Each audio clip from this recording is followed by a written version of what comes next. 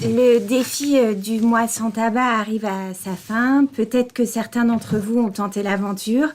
Peut-être que d'autres ont hésité. Peut-être que certains hésitent encore. L'idée de ce webinaire, c'était de pouvoir partager avec vous des clés de compréhension. Car mieux comprendre, c'est pouvoir faire grandir son pouvoir d'agir. L'idée, c'est aussi de vous dire qu'il n'y a pas de bon moment pour arrêter. Le mois sans tabac, c'est se donner de la force ensemble à l'occasion d'un défi collectif. Mais le bon moment pour arrêter, c'est finalement le moment que chacun choisit pour lui.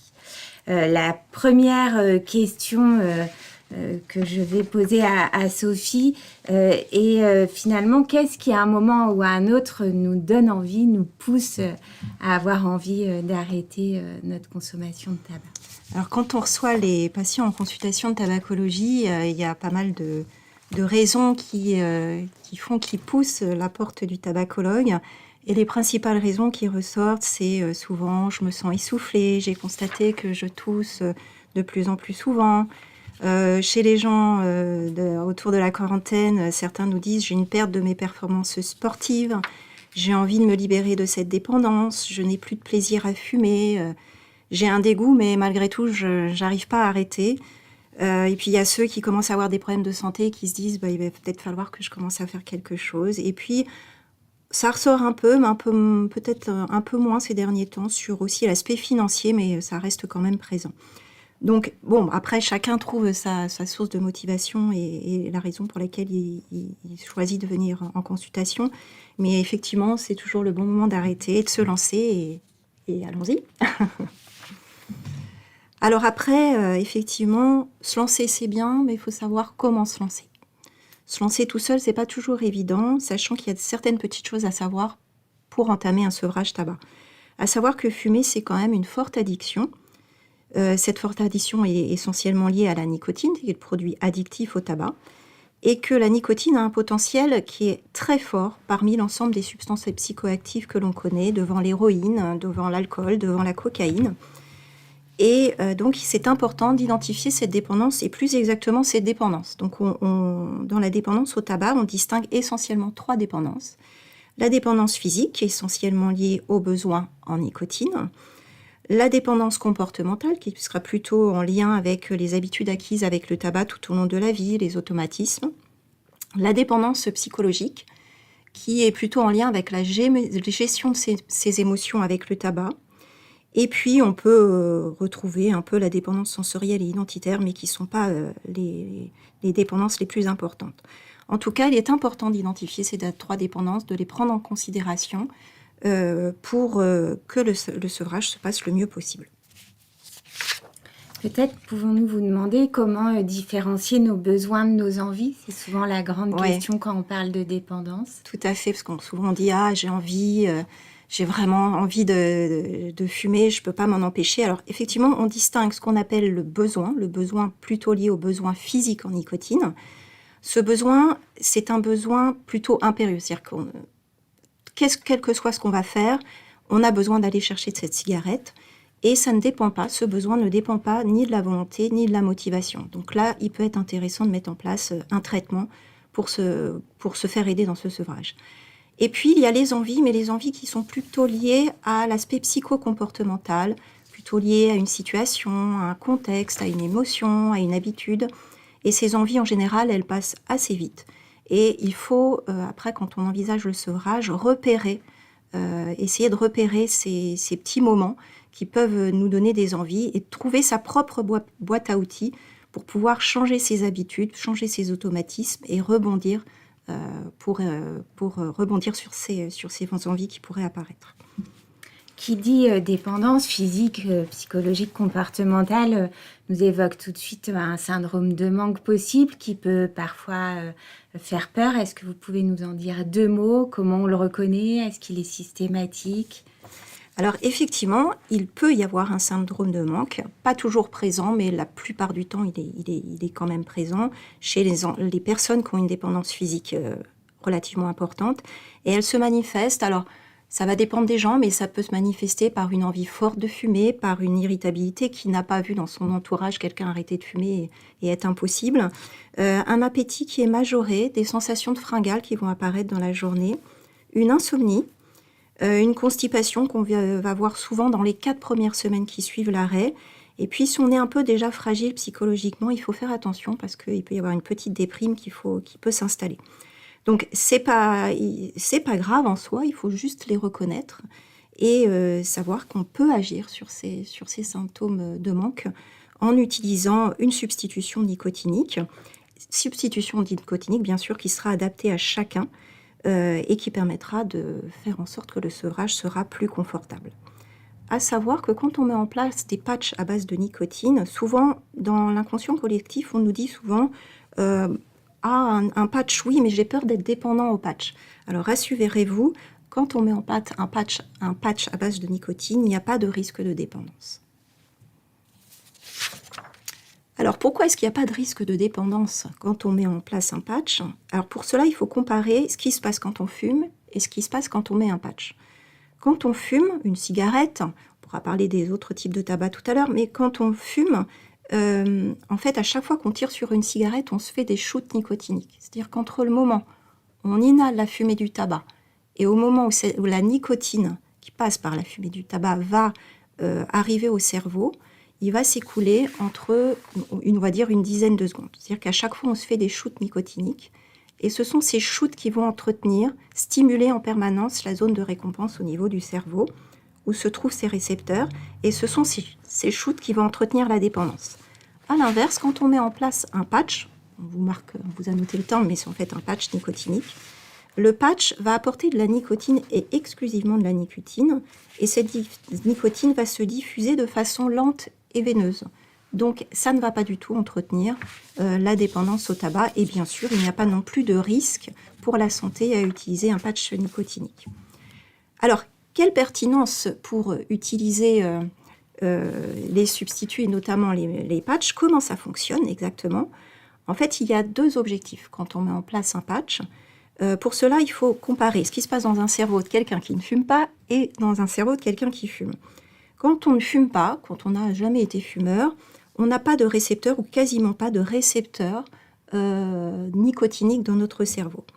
Quand on a commencé à fumer, et au fur et à mesure des années qui se sont écoulées, on a stimulé ces récepteurs, on les a entretenus, et donc la dépendance s'est installée. Donc le but du jeu, quand on met en place un patch, c'est dans un premier temps de saturer les récepteurs pour éviter les sensations de manque et que le sevrage soit le plus confortable possible. Et le deuxième objectif, et c'est pour ça qu'il ne faut pas arrêter trop tôt la mise en place, la diminution et les patchs en eux-mêmes, c'est qu'ils vont diminuer au fur et à mesure du temps les récepteurs nicotiniques pour pouvoir désaccoutumer le cerveau au tabac. Alors, mettre en place un patch, on l'a dit, c'est bien, mais après, il faut faire attention parce que parfois, il peut y avoir des rechutes si ce patch ne va pas être... le dosage du patch apporté ne va pas être à la hauteur de ce qui est nécessaire pour la personne. Donc, il faut vraiment trouver le bon dosage pour que le sevrage soit le plus confortable possible. Alors, on peut tâtonner un peu au début, on peut augmenter, diminuer, mais toujours essayer d'ajuster pour trouver le bon dosage. Alors, sachez qu'il n'y a pas de risque si on met un surdosage, ça va être désagréable, on va ressentir des nausées, la tête un peu dans le coton, comme si on avait trop fumé. Donc dans ce cas-là, il suffit juste de diminuer un petit peu le dosage et les choses vont rapidement rentrer dans l'ordre. Et puis le sous-dosage, c'est comme si on avait encore des envies de fumer, c'est-à-dire que les sensations de manque persistent encore un peu.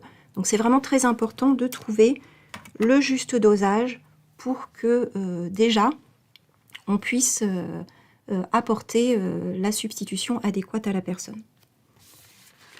Alors, nous, on a des outils quand on fait nos consultations de tabacologie pour trouver le dosage qui convient bien. Ces outils, on peut les retrouver soi-même quand on fait son sevrage par soi-même aussi. Le premier outil qu'on utilise, c'est un test qu'on appelle le test de Fagerström, qui est un test qui est sur 10 questions Et plus on se rapproche, alors c'est un test sur 10, sur 6 questions, pardon, mais à la hauteur de 10, et plus on se rapproche de 10, plus on est fortement dépendant.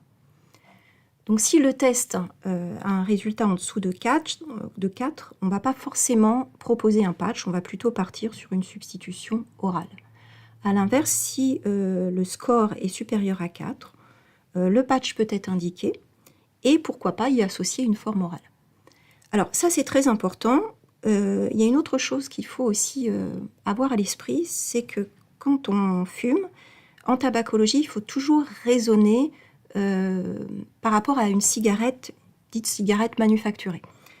Dans une cigarette manufacturée, celle qu'on trouve dans les paquets de tabac tout prêts, enfin les paquets de cigarettes toutes prêtes, en moyenne, quand on fume une cigarette manufacturée, on inhale 1 mg de nicotine. Si les gens fument une cigarette roulée, on va doubler par 2 les produits inhalés et notamment la nicotine, par 3 pour des cigarillos, des petits cigares, et par 5 si on fume des joints. Donc c'est aussi important de tenir compte du type de tabac fumé pour apporter réellement la substitution et le dosage de patch adapté. Il faut savoir aussi que ce n'est pas grave d'être amené à mettre plusieurs patchs s'il le faut. Au contraire, il le faut, parce que si la personne n'est pas bien dosée, il y a vraiment un réel risque de rechute.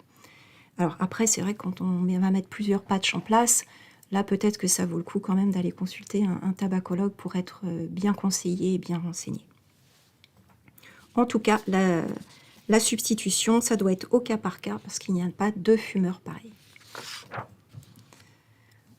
Alors, en plus du patch, tout à l'heure, je vous disais qu'on pouvait aussi associer d'autres types de substituts, qui sont les substituts oraux. Pareil, en fonction du type de fumeur, en fonction de la dépendance de chacun. Moi, le patch, je compare ça un petit peu comme un traitement de fond qui va permettre de saturer les récepteurs en permanence. Mais parfois, on peut avoir besoin, par moment dans la journée, quand des petits manques persistent, de rajouter une substitution orale. Alors, la substitution orale, vous en avez de différentes sortes. Vous avez les gommes, vous avez les pastilles, vous avez les comprimés sublinguaux, et puis après, vous avez aussi l'inhaleur et le spray. Après, chacun de trouver les substituts qui lui conviennent le mieux. Une petite précision, peut-être, il me semble que ces derniers temps, la prise en charge de ces substituts, la prise en charge financière a évolué, ce qui peut avoir son importance aussi dans la mise en œuvre de ces traitements-là. Est-ce que vous pouvez nous dire aujourd'hui comment sont remboursés ces patchs? Tout à fait. Alors, les patchs ou les autres substituts. Alors, pour se faire rembourser, déjà, il faut avoir une ordonnance. Alors, au niveau des personnes qui peuvent prescrire les substituts nicotiniques, il y a bien sûr les médecins traitants, mais ça peut être aussi une infirmière libérale, ça peut être une sage-femme, ça peut être un dentiste. Mais il faut avoir une ordonnance pour pouvoir se faire rembourser. Après, la majorité des substituts, pas tous, mais la majorité sont pris en charge par l'assurance maladie à hauteur de 65%, et le reste est pris en charge par les mutuelles. Donc n'hésitez pas, en tout cas, il ne faut pas que ce soit une contrainte de se dire c'est dommage, je voudrais essayer, mais j'ai peur effectivement de ne pas être remboursée. Donc n'hésitez pas à vous faire conseiller là-dessus. Oui.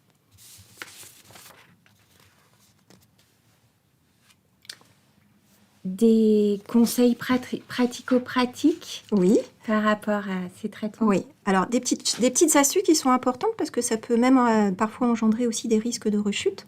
Donc par rapport au patch, comment mettre en place un patch? Quand on met en place un patch, déjà il faut le mettre tous les matins. C'est le matin qu'il faut poser un patch parce qu'en fait, une fois qu'on va mettre le patch il va agir à peu près 1h30, réellement 1h30 après la pause. Après, des petites astuces toutes bêtes, c'est important de poser le patch sur une peau saine, sèche, propre, sans poils. Éviter les plis et les zones de frottement. Éviter les seins, bien sûr, c'est évident. Ne mettez pas une crème hydratante sur votre peau avant de mettre le patch parce que le patch, il ne va pas adhérer et donc il ne va pas faire son travail. Évitez les zones irritées, tatouées. Quand vous mettez le patch pour qu'il adhère bien, n'hésitez pas aussi à bien plaquer vos doigts sur le patch et à bien appuyer sur les bords du patch pour qu'il puisse coller le plus longtemps possible. Après, il y a des gens qui font du sport, il y a des gens qui aiment aller nager, voilà. Donc oui, c'est important de faire de l'activité physique, mais n'hésitez pas malgré tout à mettre le patch le matin, quitte à mettre du sparadrap par-dessus. Normalement, les patchs sont faits pour tenir, y compris quand on prend sa douche, y compris quand on va faire une séance de sport, y compris quand on va à la piscine. Cela veut dire qu'on garde le patch pendant 24 heures. Tout à fait. On enlève celui de la veille quand on se lève et on pose le nouveau au réveil. Sachant qu'il existe des patchs qui diffusent sur 24 heures et des patchs sur 16 heures. Mais l'idéal, c'est de pouvoir les garder sur 24 heures, de le mettre le matin et de l'enlever le lendemain matin et de faire le relais avec le suivant. Et aussi de toujours, chaque jour, changer d'endroit pour éviter les réactions allergiques qui sont liées souvent à la colle des patchs. Merci pour ces indications. Et si malgré tous ces patchs collés tous les matins, j'ai encore de furieuses envies de fumer, vous avez des petits conseils à nous donner? Bien sûr. Alors comme je vous le disais en introduction, la dépendance au tabac, c'est lié à la dépendance physique, mais pas que. Donc c'est très important de mettre en place des substituts si cela est nécessaire pour jouer sur les symptômes de sevrage. Et puis après, ça va permettre de se concentrer sur les autres aspects importants de l'arrêt du tabac, qui sont la dépendance comportementale et la dépendance psychologique. Donc pour ce qui est de la dépendance comportementale, en fait, c'est quoi? Ce sont tous les automatismes, toutes les habitudes qui vont être acquises avec le tabac au cours de la vie du fumeur. C'est-à-dire avoir envie d'une petite cigarette après le repas, avoir envie d'une cigarette après le café, avec son verre d'alcool. Je monte dans ma voiture, j'avais l'habitude systématiquement de prendre une cigarette. Donc c'est important quand on entame un sevrage de repérer ces situations, de repérer, de réfléchir à ses anciennes habitudes pour trouver sa propre boîte à outils, ses propres petites astuces pour en fait occuper le cerveau à autre chose. Donc ça c'est pour la dépendance comportementale. Et puis on va aussi tenir compte de la dépendance psychologique. Et cette dépendance psychologique, c'est la réponse à un état émotionnel. Du style, je suis stressée, donc je fume pour me calmer. Je passe un bon moment et je fume. J'ai eu une dure journée, c'était ma récompense, cette petite cigarette. Donc voilà, il faut aussi avoir à l'esprit tout ça pour travailler de la même façon qu'on faisait sur les automatismes, avoir une petite boîte à outils et trouver des alternatives. Donc ça peut être la mise en place d'une activité physique, qui est un très bon allié dans le cas du sevrage tabac. Ça peut être la mise en place de petites séances de relaxation, de cohérence cardiaque, qui peuvent durer que 5-10 minutes par jour, mais qui sont très agréables à mettre en place dans le cadre du sevrage. Et puis, il faut savoir aussi, quand on entame un sevrage, c'est peut-être aussi le moment de se dire je vais aussi m'occuper de moi. Il y a longtemps que je me suis occupée de moi, je me suis un peu oubliée. Donc, je vais me faire plaisir, je vais m'occuper de moi, pourquoi pas aller voir l'esthéticienne si j'en ai envie. Et puis, parfois, si vraiment le sevrage est trop dur, malgré tout ce qui a déjà été mis en place, parce qu'il peut y avoir des petites fragilités, il ne faut pas hésiter aussi à se faire aider, pourquoi pas pousser la porte d'un cabinet d'une psychologue. Attention tout de même, quand je parle de plaisir, à qu'il n'y ait pas une bascule dans d'autres addictions, que ce soit par rapport au sucre et que ce soit par rapport à l'alcool. Et par rapport à ça, il ne faut pas aussi hésiter à se faire aider si cela est difficile. Merci pour ces astuces et conseils. Avant d'aller plus loin, je me permets de vous rappeler que vous avez un lien ou le QR code qui s'affiche à l'écran régulièrement qui peut vous permettre de poser vos questions auxquelles on prendra le temps de répondre à la fin de la présentation de Sophie. Peut-être pouvez-vous nous parler des différentes manières d'arrêter au-delà des outils qui existent? Alors en fait, il n'y a pas de manière type. Chacun va trouver sa propre manière. Ça, c'est très important de l'avoir à l'esprit. Sachant que le but quand même, quand on souhaite arrêter de fumer, c'est l'objectif final, c'est d'aller vers un arrêt complet. Après, il y a des gens pour qui ça va être facile, pour qui, dans leur motivation, ils vont se dire, mon astuce à moi, c'est d'arrêter du jour au lendemain. Je l'ai décidé comme ça. Et puis pour d'autres, on sait que ça va être plus difficile. Donc à chacun sa façon de faire. Il faut savoir quand même que parce que là on pense à la diminution, qu'il n'y a pas de seuil sans danger. C'est-à-dire, pas de danger pour la santé, c'est 0 cigarette. Donc l'optique finale, l'objectif final, c'est vraiment l'arrêt complet. Alors après, si vous optez pour une diminution, pourquoi pas? Sachez que cette diminution, elle peut être facilitée par la mise en place de patchs. D'abord parce que ces patchs vont saturer les récepteurs et donc on va avoir moins envie de fumer. Donc au fur et à mesure du temps, diminuer son nombre de cigarettes. Et puis il faut savoir aussi que quand on met un patch, le fait de mettre le patch et le fait que ça sature les récepteurs, on va moins tirer sur sa cigarette. Donc le risque sera quand même là, mais moindre, puisqu'on va inhaler moins de substances nocives pour l'organisme, moins profondément, et notamment inhaler moins de monoxyde de carbone. Donc ça, c'est quand même important de l'avoir à l'esprit. Et puis après, on a parlé de tous les traitements qui sont validés, les substituts par patch, les substituts oraux, mais on voit de plus en plus ces gens utiliser la cigarette électronique, et ça peut être aussi la cigarette électronique, un outil intéressant dans la diminution ou dans l'arrêt du tabac. Pouvez-vous nous en dire un peu plus de cet outil, la cigarette électronique, qui effectivement est en train d'arriver en force et sur lesquels on n'a pas toujours des informations très fiables, ou en tout cas on peine à trouver une information scientifique. Tout à fait. Sachant que ça fait déjà quelques années que la cigarette électronique, une quinzaine, vingtaine d'années qu'elle est là, et qu'on la voit parmi nous. Alors, quelques petites choses quand même à savoir, c'est que la cigarette électronique, elle est interdite aux mineurs, elle est déconseillée bien sûr aux non-fumeurs.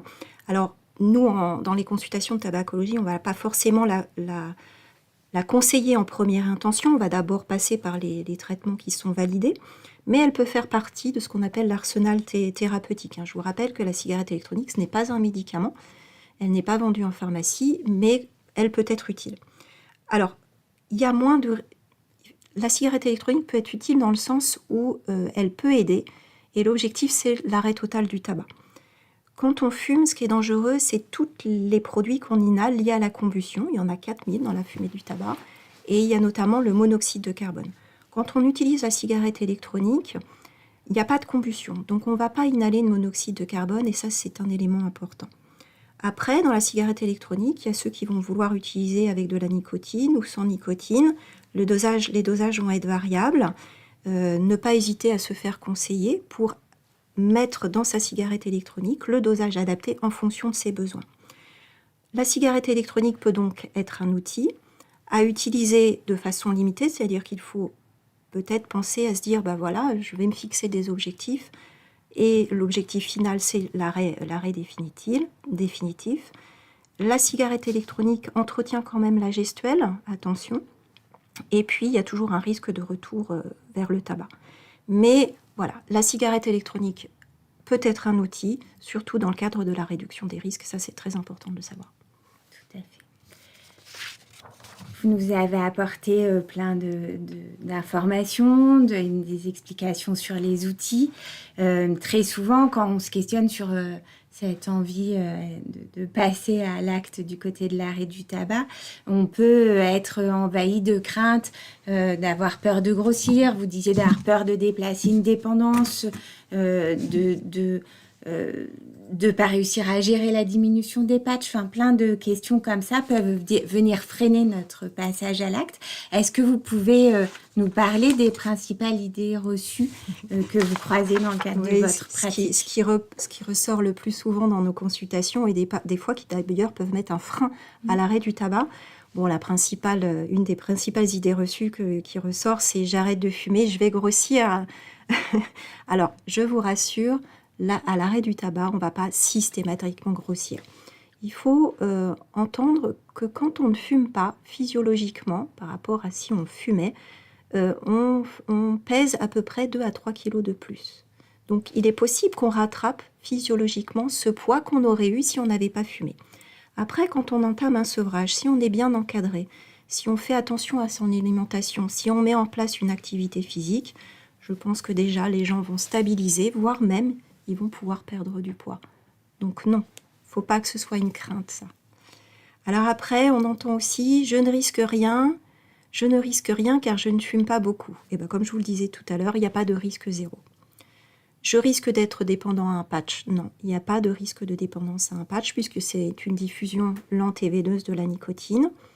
Je fais du sport, donc cela me protège. Non, ça n'annule pas.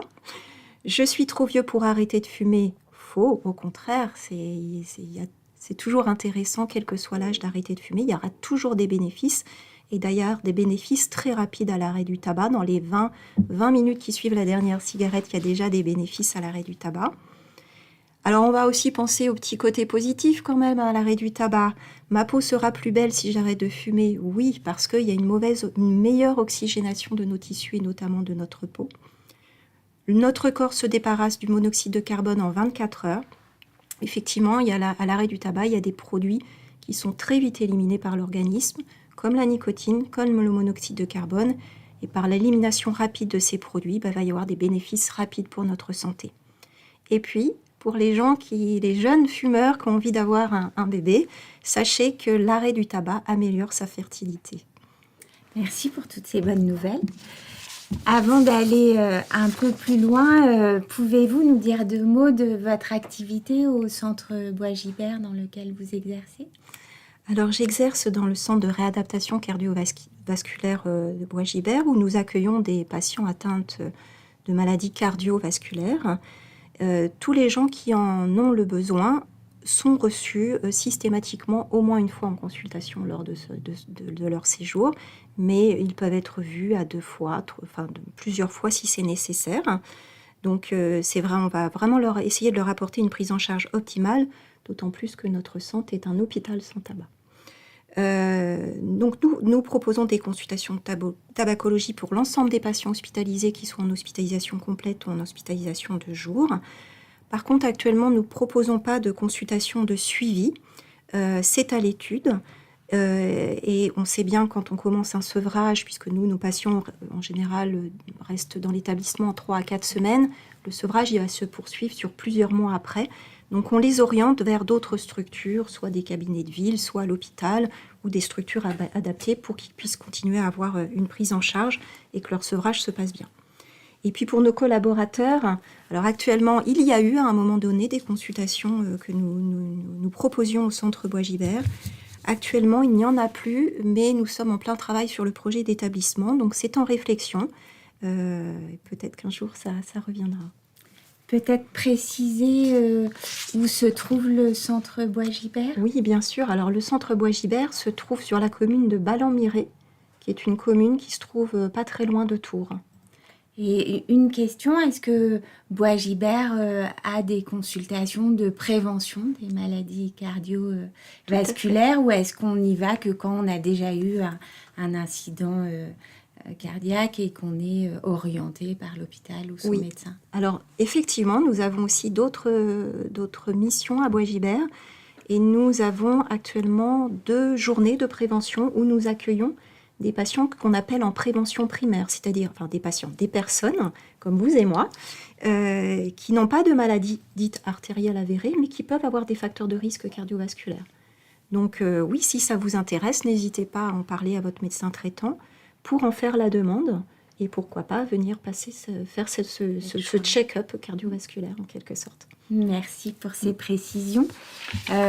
Avant d'arriver doucement sur notre conclusion, une question qu'on peut aussi se poser tous, c'est comment soutenir, venir en aide à un proche qui serait fumeur, qu'il se questionne ou non sur un arrêt du tabac, parce qu'il est parfois, sans le vouloir, possible d'être maladroit ou pressurisant. Maladroit ou on est un peu aussi démuni des fois quand on veut aider quelqu'un. Donc quelques petites choses qu'il faut avoir aussi à l'esprit. Quand quelqu'un va faire la démarche de vouloir diminuer ou d'arrêter de fumer, il faut vraiment que ça vienne d'elle. C'est une décision personnelle. Donc il ne faut surtout pas forcer la personne dans son entourage, lui dire « il faut que tu arrêtes parce que il faut… » Non, il faut vraiment être là pour l'écouter. Il faut vraiment être dans l'écoute. Ne surtout pas culpabiliser la personne, ne surtout pas insister parce que là ça va avoir l'effet complètement contraire. Non, il faut plutôt encourager, féliciter, éventuellement discuter de ses difficultés. Et puis après, il faut savoir que quand on est proche de quelqu'un, il y a la notion d'émotion qui est aussi présente. On n'est pas un soignant dans ce cas-là, on n'a pas une place de soignant. Donc il ne faut pas hésiter à dire à la personne de son entourage, n'hésite pas à te faire aider si tu en ressens le besoin.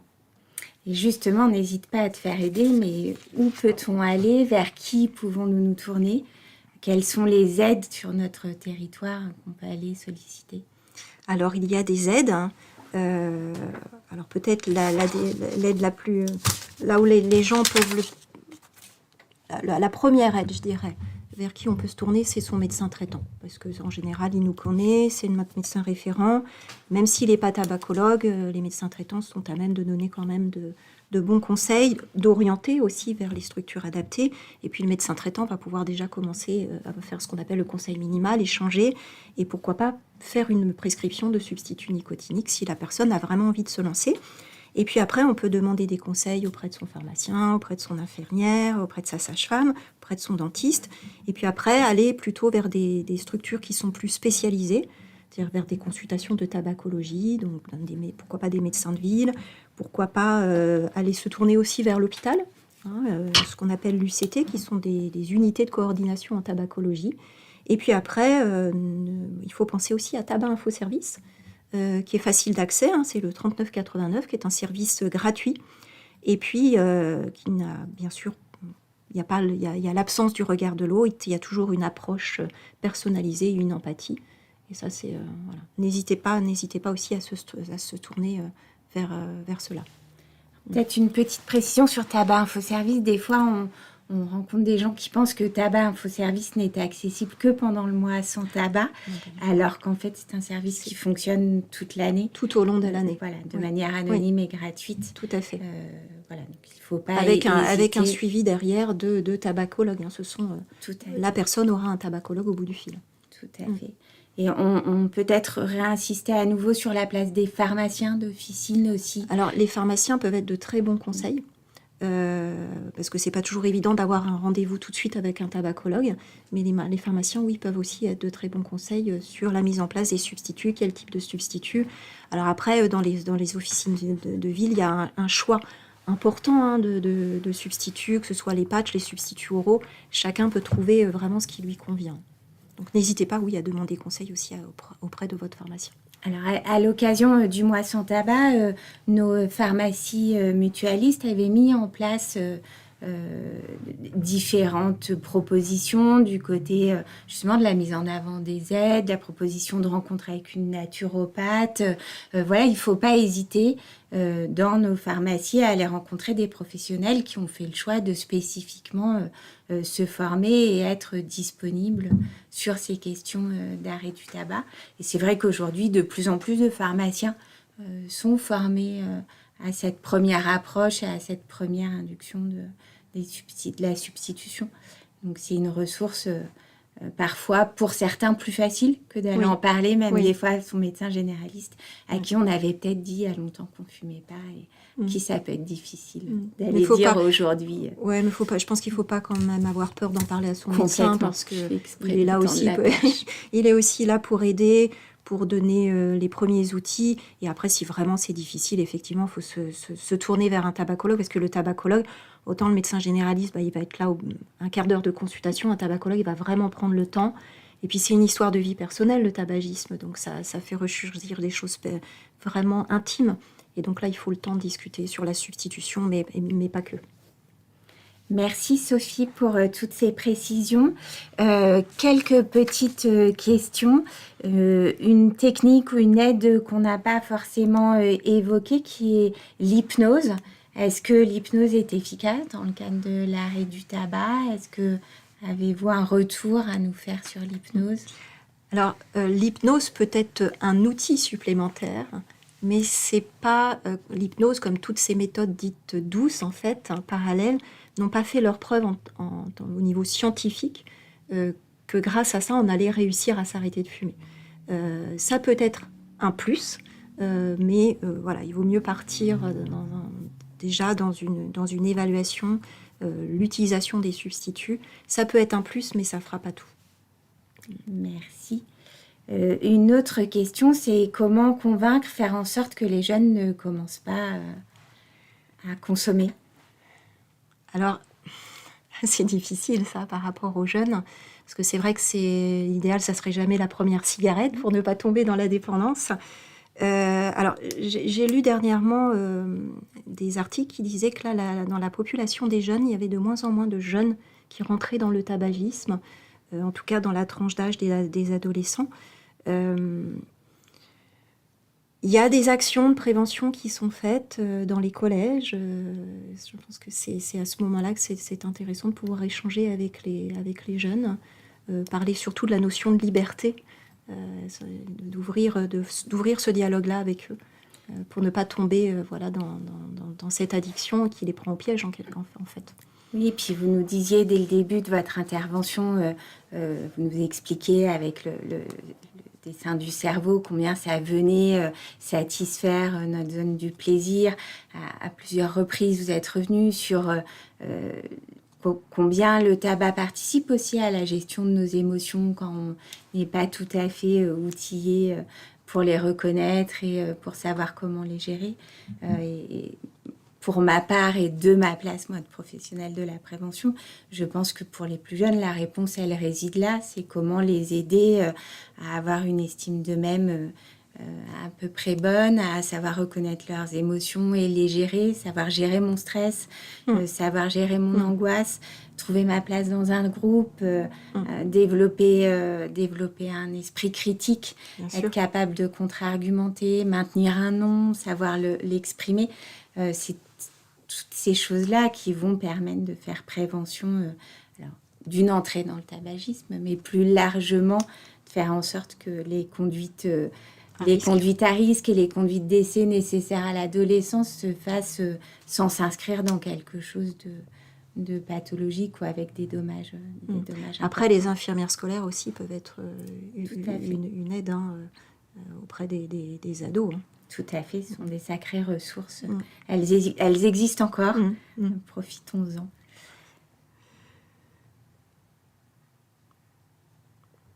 Je ne sais pas s'il y a d'autres questions. Visiblement non. Moi, je vous propose peut-être qu'on conclue là ce premier webinaire autour de la santé. Un grand merci, Sophie, pour cette collaboration agréable et qui, j'espère, a été également agréable pour vous derrière votre écran. Peut-être finir sur une note positive et dire que toute tentative d'arrêt est un pas de plus vers l'arrêt définitif. Là encore, certains vont avoir initié un arrêt, ce sera le premier qui sera le bon. Bravo, tant mieux, c'est chouette, c'est loin d'être si le je peux cas me de permettre tout le de monde. rajouter, puisqu'on est bientôt à la fin du mois sans tabac, mais on y est encore, sachez que ceux qui font la démarche de rentrer dans le mois sans tabac, donc c'est-à-dire 4 semaines sans fumer, ont 5 fois plus de réussite quand même d'arrêter de fumer. Comme quoi, ces 4 premières semaines, elles sont importantes et que ça peut valoir le coup de le faire, même si on a peur, pourquoi pas essayer. Et puis des fois, on est même surpris que ça marche pas si mal que ça. Voilà. Donc n'hésitez pas, et quel que soit le moment de l'année, de toute façon, ça sera toujours le mois sans tabac, quelque part. Tout à fait. Merci beaucoup. Bonne fin de journée à tous. Au revoir.